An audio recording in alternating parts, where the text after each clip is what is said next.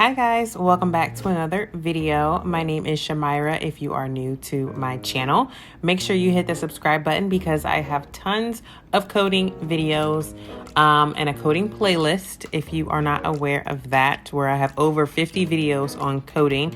So make sure you check that out. This video, I'll be doing a voiceover throughout the entire video. Some days I like to just focus on my work, and this was one of those days.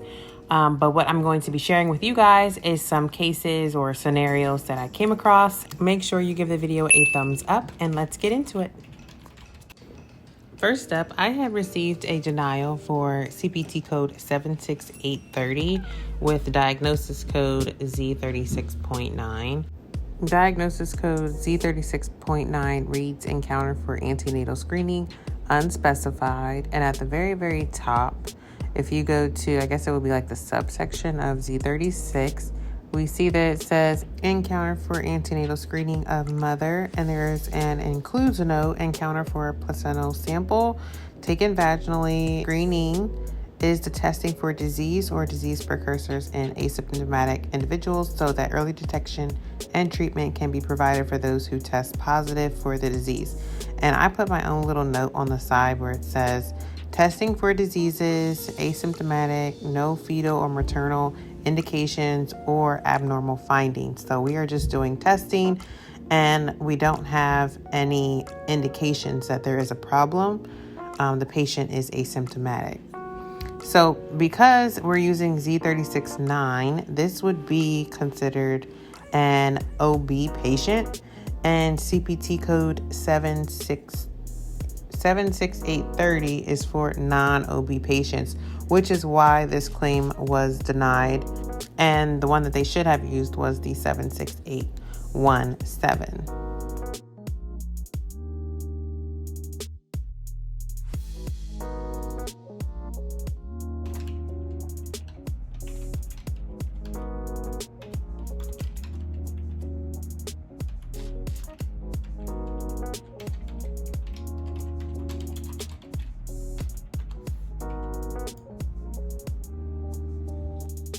Next up, I just finished up with a delivery, so I'm going to go back to my maternity section here.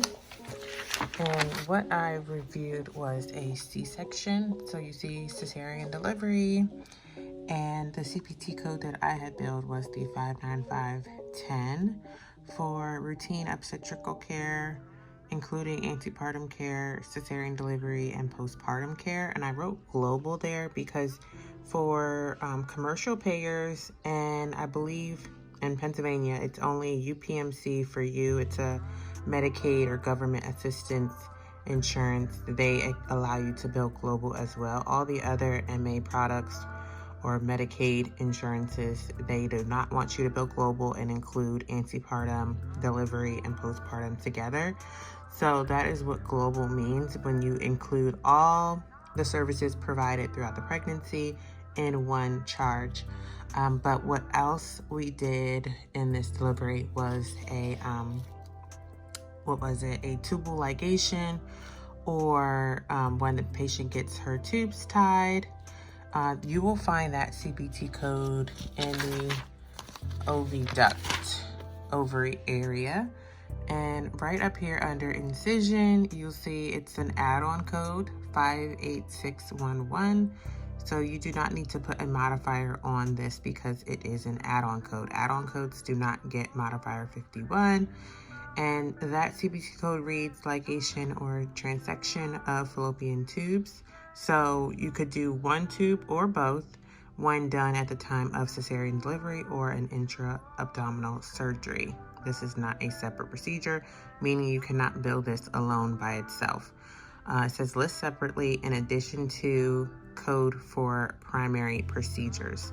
So add-on codes can never be listed on a claim by itself. It will get denied.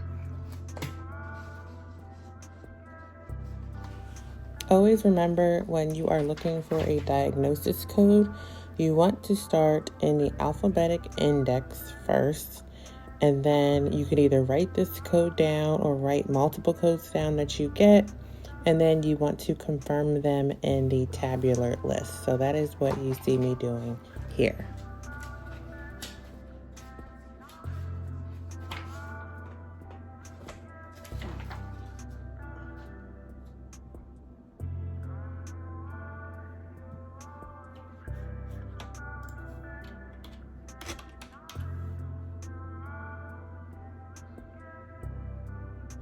In one of my videos, I had said that the Optum 360 book did not have the guidelines within the tabular list, and they actually do. You see right here, it says chapter-specific guidelines with coding examples. They don't just give coding examples and how you can sequence your diagnosis codes. So they do have them, they're just not within the chapter like in my Decision Health book. So like, for example, if I go to the beginning of chapter 15, normally in my Decision Health book, the guidelines are right here. And with Optum, you might have to flip back and forth to find the guidelines if you're not sure about a code, because they do not give the guidelines like right with the codes like my Decision Health book does. So let me show you guys what I mean. Okay, so I have my Decision Health book here, and if I go to the O section, you'll see that here are the chapter guidelines right here in purple, and they say guidelines. And if I go through this book, you will see that there are more areas of guidelines. So like if you were looking at O24, you would see here's guidelines for section I or section 1C 15G through H. If you were looking at O24.4, they list the guidelines there as well. If I keep going, they're gonna have more guidelines throughout. So let me find some more. Here's a guideline right up here, and this guideline is for O35. Here's another guideline for O35. So that is what I was talking about. So yes, the guidelines are in the very beginning of the chapter in Optum, but with Decision Health, the guidelines are throughout the chapter. So I love that about Decision Health. It just eliminates having to, you know, flip back and forth to read the guidelines and then to get back to your code that you need when they put it right there.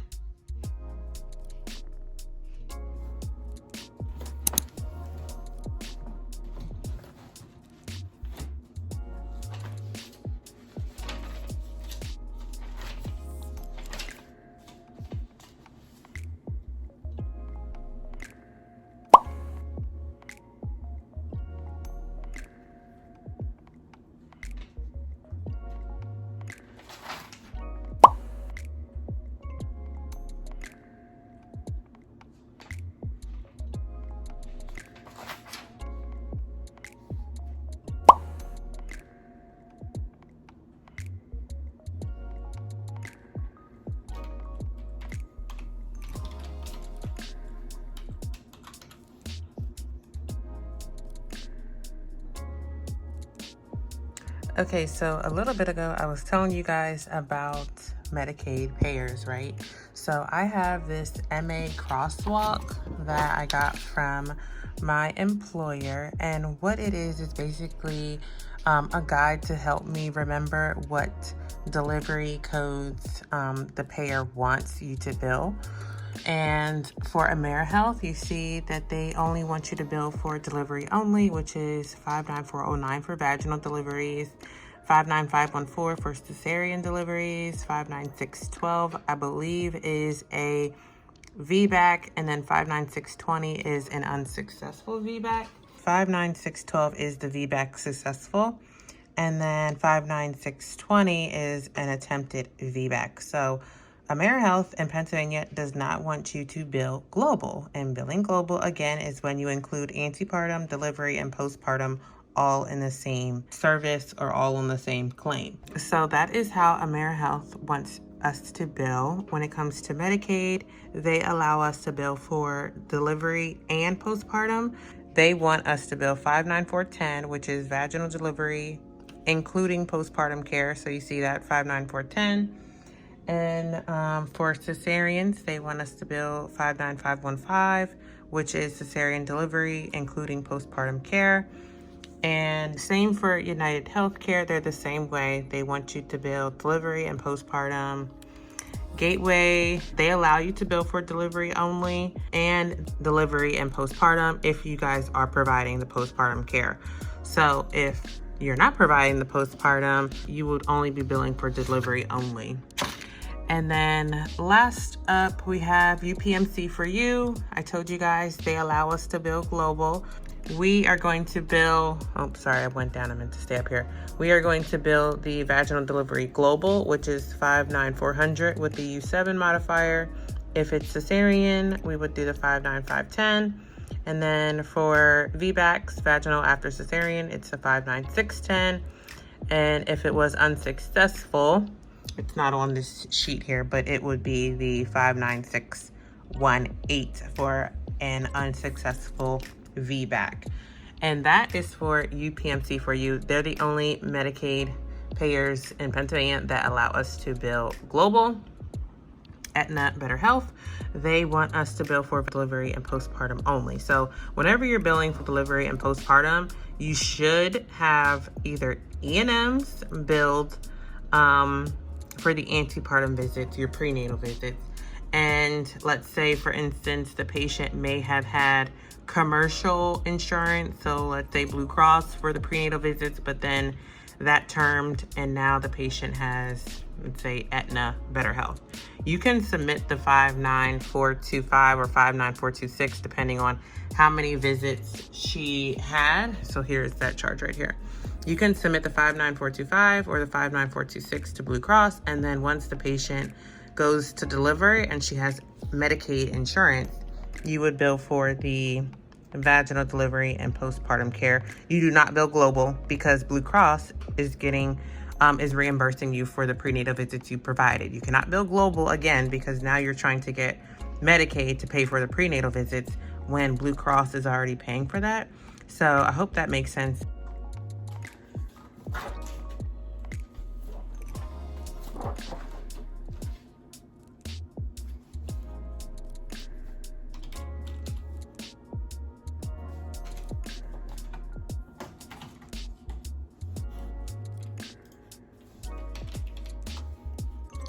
Someone had put in the comments in one of my videos that they wanted me to explain 58661 a little bit. So what I'm going to do is just go over what I have written here in my book.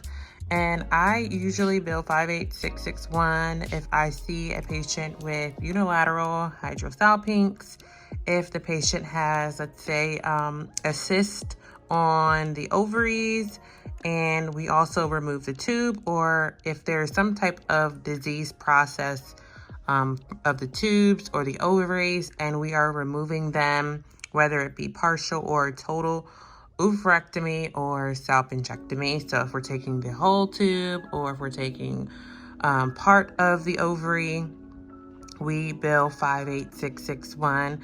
We also got new guidance from ACOG stating that for elective sterilizations, prior we were billing 58670 for all of them. But now if the patient elects to have her tubes removed, and they have to be completely removed, if they take the entire tube, we can bill 58661. And if they're just doing, like, let's say a tube's tied, or they are burning them or cutting them, that would be 58670. But if they are removing the tubes and there's pathology that shows that the tubes were removed, then you can bill 58661. That's how we bill. So I'm not telling anybody to bill the exact same way that we are doing it, because maybe your employer wants you to do it differently. I'm not sure, but that is how I decipher between the two. So elective sterilizations, when they're just tying the tubes, that's 58670, or if they are burning them with, I think it's like the ligature, then that's 58670. But if they are removing them laparoscopically, these are all laparoscopic procedures. If they're removing the tubes, then we go to 58661. And then 58662 is for cystectomies or lesions that are removed, but yet the ovary or the tube stays in place. So they are just getting rid of whatever the patient may have had on the ovary or on the lesions. And that's all they're doing. They're not taking the tubes out, because if they were taking the tube or the ovary, then you would move back up to 58661. So the fulguration or excision of lesions of the ovary, pelvic, viscera, or peritoneal surface. So not just the ovaries, but if it's on the peritoneal surface or anywhere in that area, then you are looking at 58662. And then 58670 reads with fulguration of oviducts with or without transection. So that's, even though transection is technically like removal, ACOG said that we can go with 58661 when the tubes are being removed. So that's the guidance we go by, but you go ahead and you choose whichever code you feel more comfortable with. I'm not telling anybody what they should put on their claim, okay?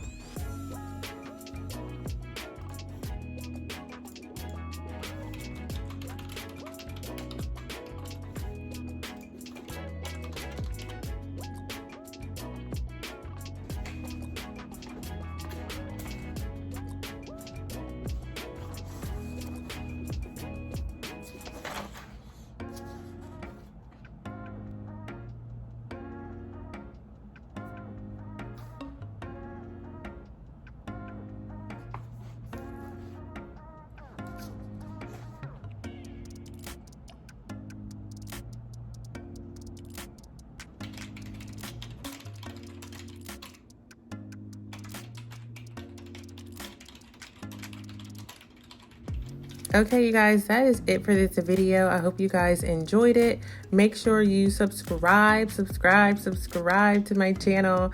I am so happy the way that my channel is going and growing. We are over 5,000. So thank you all to those of you that have subscribed, and I hope to see you all in my next one. Bye.